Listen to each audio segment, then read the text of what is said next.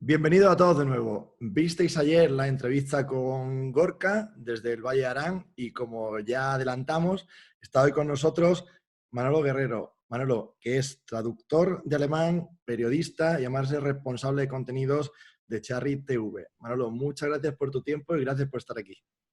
Nada, hombre, a ti por interesarte por mi labor.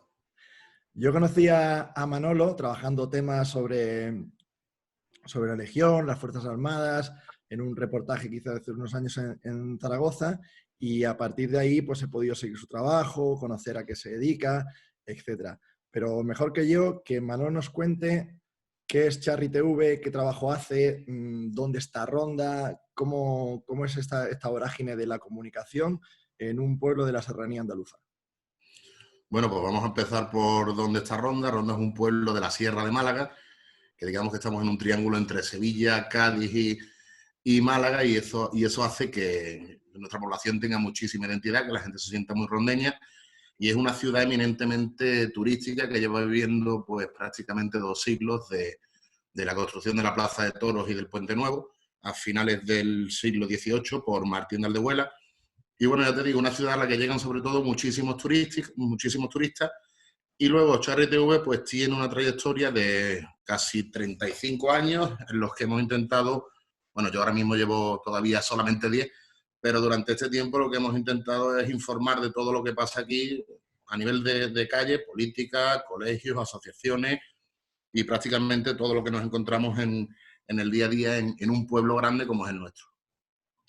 Yo trabajo en una posición particular como freelance con los medios. Entonces trabajo con los grandes, con los chicos, con todo. Infelizmente, un freelance tiene que ser un hombre un poco orquesta.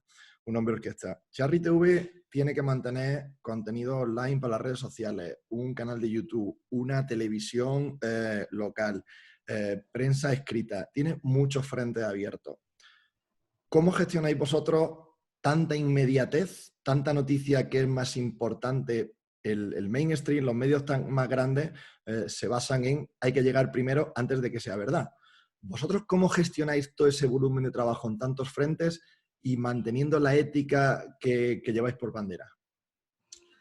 A ver, el trabajo nuestro en parte no es fácil. Yo he tenido compañeros que vienen de medios grandes, de la SER, del país, que han estado en otros medios de comunicación en Madrid. Y sí, lo de la inmediatez, la verdad que es bastante importante, pero aquí prácticamente todos hacemos de todo. Yo me voy a encontrar en situaciones en las que voy a estar grabando, voy a estar editando, en los que me voy a encontrar que voy a estar solo teniendo que hacer un trabajo que tiene que salir prontito a la luz, y la verdad que se aprende bastante y te conviertes un poco en un todoterreno. El tema ético, pues yo creo que depende un poco de cada uno. Yo siempre he tenido claro que aquí estamos para intentar ayudar a la gente, que nos tenemos que poner en el lugar de los demás y que tenemos que ser muy consecuentes con lo que hacemos, porque a diferencia de un gran medio que trabaja en una capital, las personas que aparecen en nuestras historias son vecinos, son gente conocida, y entonces tienes que tener un poco de responsabilidad y no es fácil sobrellevar eso cuando te encuentras casos de todo tipo y gente con la que has tenido trato, con sus familias, que van a ser los protagonistas de lo que tú estás contando. ¿Qué es lo más difícil del trabajo cuando, por ejemplo, pasan acontecimientos, pues por lo que tú mencionas, Ronda tiene una peculiaridad y Málaga es una provincia muy bollante dentro de Andalucía? ¿Qué retos te enfrentas tú cuando hay medios más grandes que visitan el pueblo, que no conocen las peculiaridades de muchas de las cosas que pasan allí, pero los medios quieren cubrirlo todo? ¿Y cómo se enfrenta un medio que se supone que es pequeño, pero que en realidad sobre el terreno seguramente sepa que seguramente es el que más sabe? ¿Tú eso cómo lo gestionas? Porque hay que tener mucha mano izquierda también, ¿no? No dejan de ser compañeros.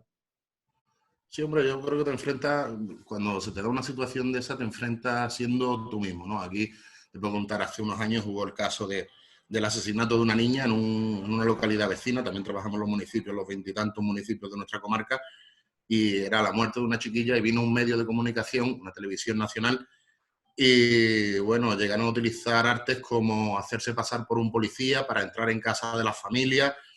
No sé, es una forma diferente de trabajar. Yo también entiendo que en Madrid muchas veces para conseguir algo, digamos que vale todo, ¿no? Y aquí tenemos claro que eso no es así. Ganamos lo que ganamos, el periodismo local está como está, pero la verdad que no me cambiaría en ningún momento por por muchas cosas que veo de lo que hacen los que vienen aquí. Hay de todo, ¿eh? También hay compañeros que creo que son más inteligentes, entre comillas, y que van a un pueblo. Yo, por ejemplo, si voy a un pueblo de mi comarca y allí hay alguien que se dedica al periodismo, quizás lo que haría es acercarme a él, intentar acceder a su fuente llevándome bien con él, y eso también lo hacen otros, y también hay otros que trabajan con muchísima profesionalidad. Pero te digo, me he encontrado las dos vertientes. Tú ahora, respecto al respecto al coronavirus, pues como estas conversaciones son conversaciones en tiempos del corona, Sí. ¿cómo está la situación en Ronda? Pues mira, en Ronda ahora mismo tenemos 4 casos y sobre todo a finales, el viernes pasado, sin ir más lejos, había demasiada psicosis, ¿no? Con todos los supermercados llenos y la gente, la verdad, que bastante nerviosa sin saber lo que nos espera. Lo que estamos intentando hacer es darle un toque positivo al asunto, dentro de lo que cabe, porque sí es verdad que están surgiendo muchas iniciativas bonitas. Te puedo hablar de un pisero que tiene que cerrar ahora durante no sabe cuántos días, le sobraba material y lo que ha hecho es hacer 20 pizzas y llevarlas a los profesionales de la salud del Hospital Comarcal de la Serranía. Te puedo hablar también de una empresa de confitería que también tiene que cerrar, y una de las noticias que hemos dado estos días es que esos dulces los han llevado también allí.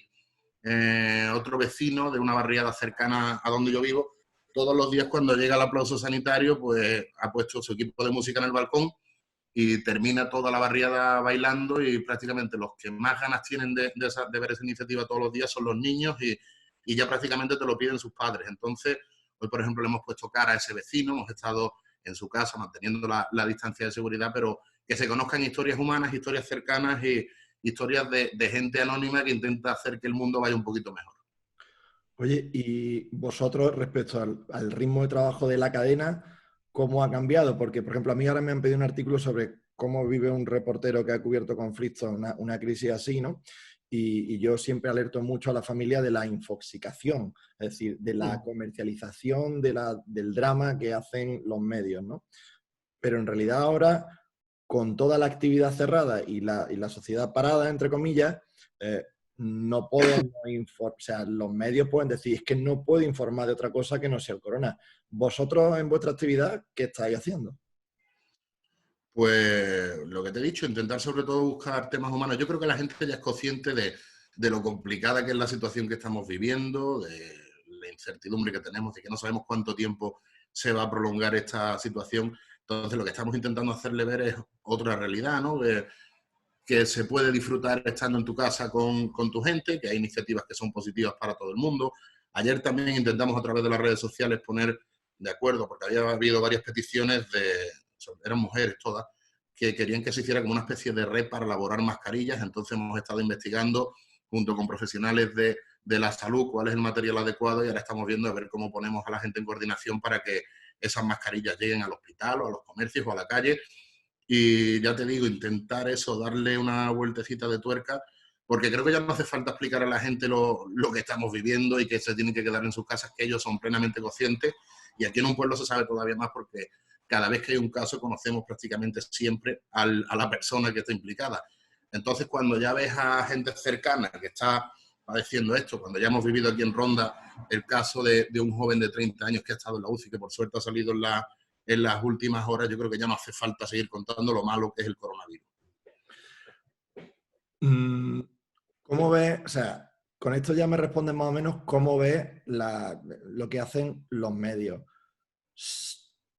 ¿Tú hubieras tratado la información de otra manera desde el principio? Es decir, ¿tú hubieras utilizado esos picos de drama tan brutal, de pánico? eh, porque incluso ahora, es decir, no hay emisora de radio, no hay tele, es todo, y cuanto más tertuliano y más se chille, eso es lo que está vendiendo. Es verdad que es una crisis brutal, que económicamente nos va a durar años. ¿Tú cómo lo hubieras tratado? ¿Exactamente igual?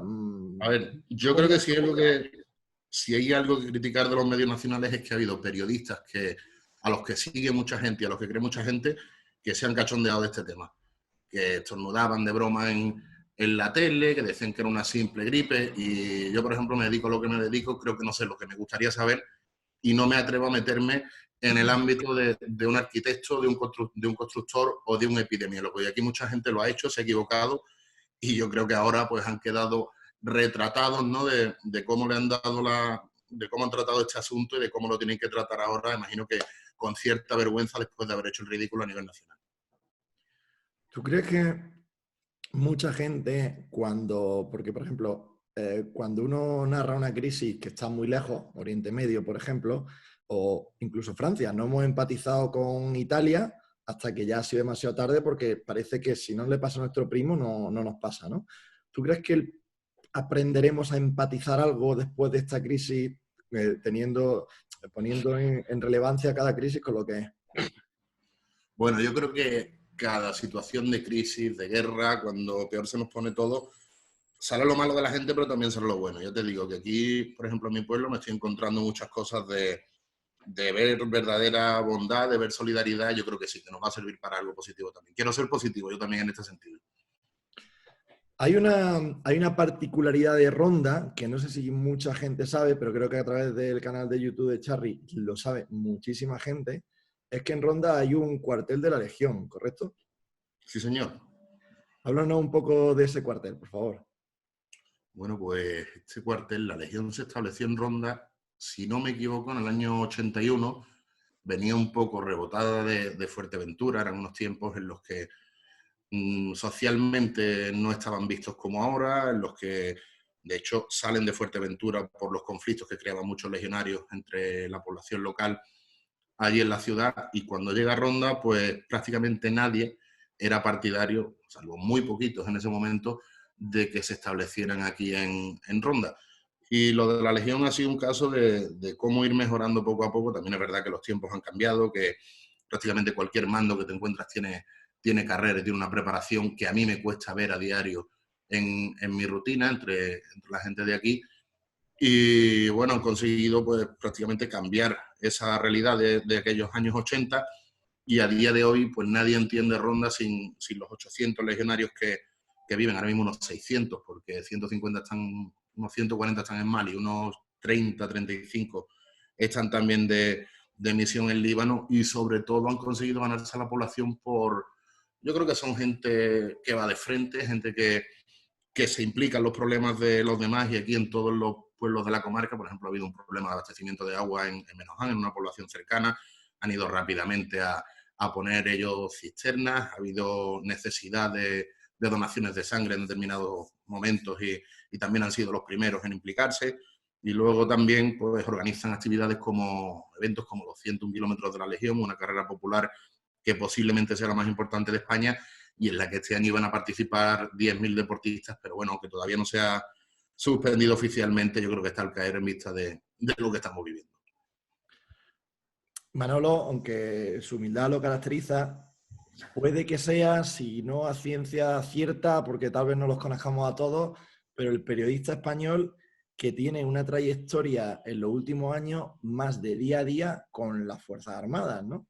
Eso le permite tener una visión de un sector que dentro del periodismo en España es, no sé si minoritario o inexistente, porque el tema de la cultura de la defensa en términos de periodismo en España casi que o sea, no existe, ¿verdad?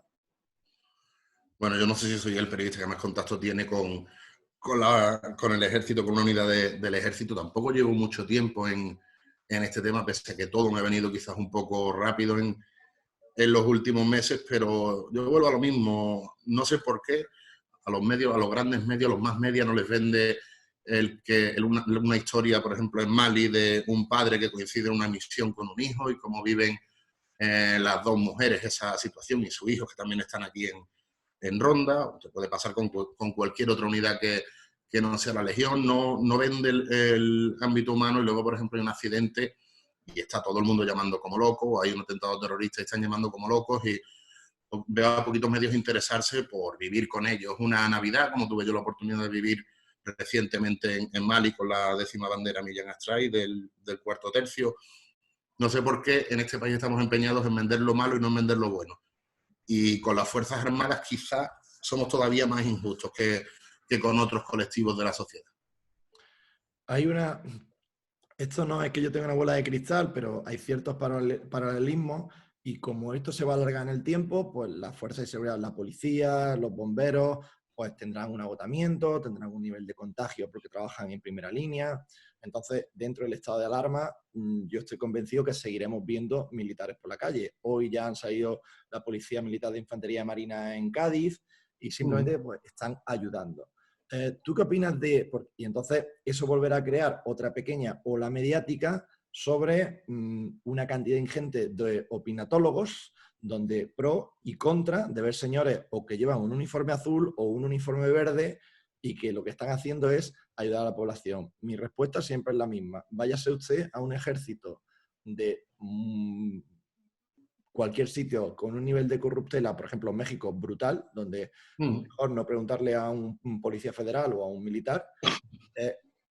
¿Cómo le decimos a la gente que quiere ver con alarmismo que hayan militares en la calle que eso está como una ayuda y que es un caso serio, pero que le tenemos que quitar el drama? O sea, ¿cómo lo hacemos?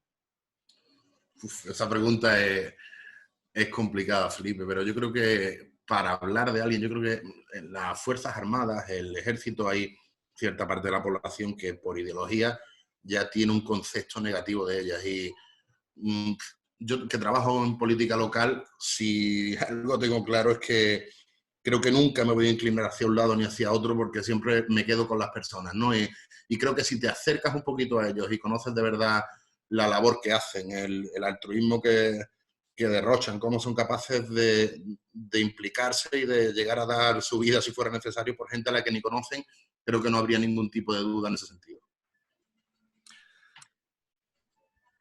Entendido. Lo que sigue siendo es que al final lo que hace falta es un poco de información para conocer a esa gente. Es decir, vamos a hablar de otras cosas que no sea sota, caballo y rey, ¿no?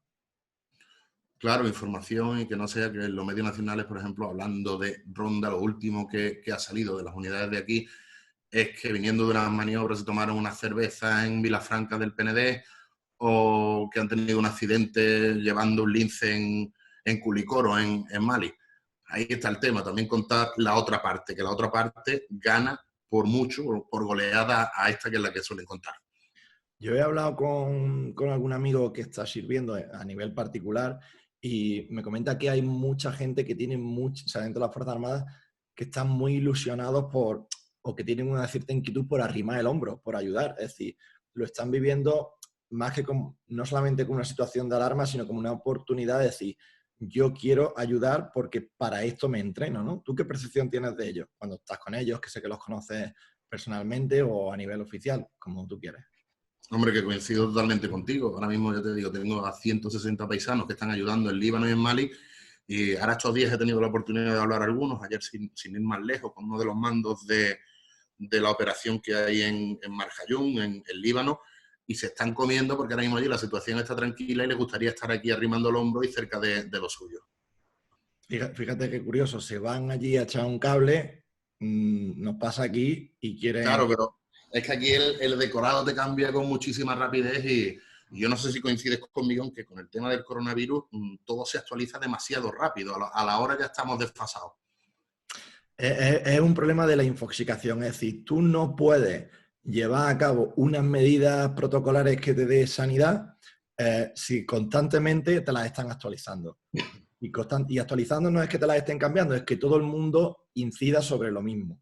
Todo el mundo vuelva a repetir lo mismo. Es decir, hay una cantidad de ruido mediático. Es decir, si yo tengo que echarle una mano a mis padres, pero tengo que estar todo el día pendiente de la tele, o una cosa u otra.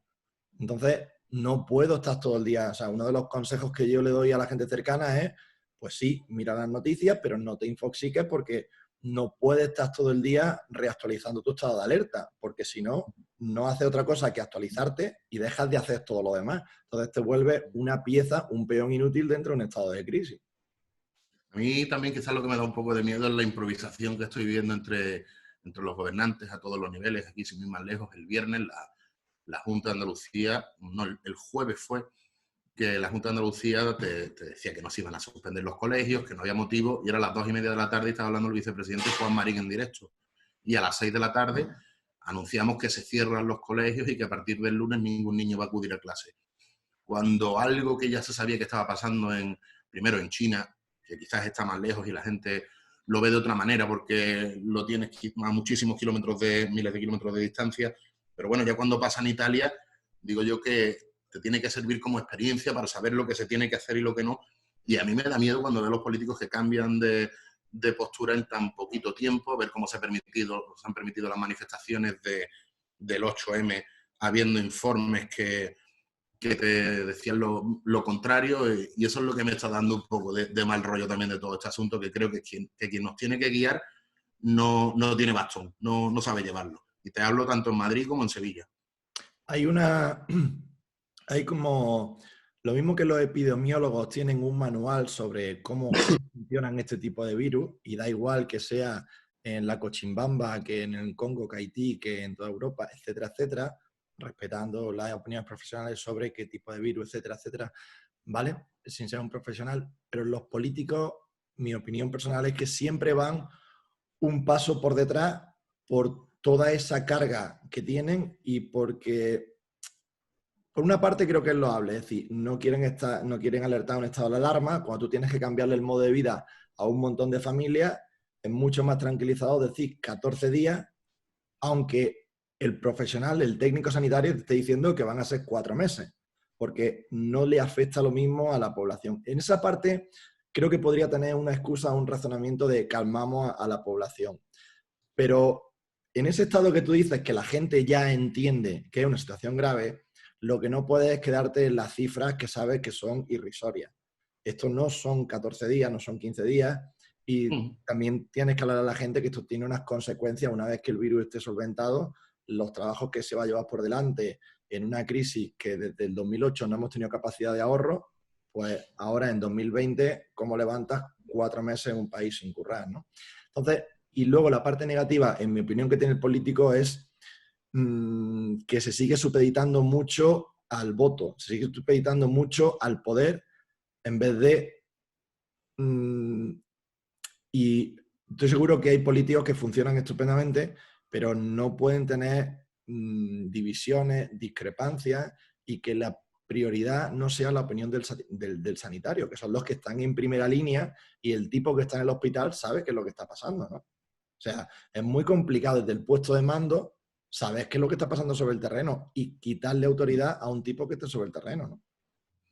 Sí, en eso coincido plenamente contigo también. Respecto a lo que hablabas de los políticos, estamos viendo cómo prácticamente todos los estratos de la sociedad la bajan al suelo. Como te decía, comerciantes que tienen lo justito para pagar empleados y para llegar a final de mes, que están llevando material a los sanitarios, gente de la calle, te hablo de abuelas y abuelos que están cobrando una pensión, comprando material para hacer mascarillas, te hablo de gente que tiene viviendas de alquiler que las está poniendo a disposición de los profesionales de la salud que pueden estar contagiados y que por tanto no pueden pasar la noche con sus familias cuando terminan de trabajar, y luego no se ven gestos por parte de los políticos, ni a los empresarios, ni a los autónomos, ni a la ciudadanía en general. Yo te digo, todo mucha improvisación, y esperemos que tengamos suerte, porque yo creo que si dependemos de las decisiones de políticos que no saben ni quién es la capacidad para cerrar o no una frontera, vamos apañados. ¿Qué, qué ves tú en los próximos meses? Uf, yo no soy futurólogo, pero bueno, ya lo de los 14 días nos han confirmado que no va a ser así. Lo dijo ayer el ministro Ábalos, y tiene pinta de que va a ser bastante más. Entonces, lo que está claro que va a crear una ruina económica, creo que sin precedentes dentro de lo que han sido las últimas décadas aquí en España, y que nos vamos a tener que atar muchísimo el cinturón. Y luego, no sé si vamos a volver a vivir la realidad tal y como la vivíamos antes, de poder hacer los viajes que hacíamos, visitar territorios que, claro, cuando se empiece, por ejemplo, a expandir el virus, que Dios no lo quiera, por África, por países que no tienen una sanidad como la que tenemos nosotros, pues también se va a complicar un poco la cosa, y creo que va a pasar mucho tiempo hasta que volvamos a tener una vida como la que teníamos hace un mes. Manolo, encantado de escucharte. Muchísimas gracias por tu tiempo, por tu paciencia, por tu sabiduría, y que ya sabes, esta es tu casa y que espero que nos veamos pronto. Nada, hombre, a ti por interesarte, y muchísimas gracias por contar conmigo. Muchas gracias y un saludo. Un abrazo, Manolo. Un abrazo.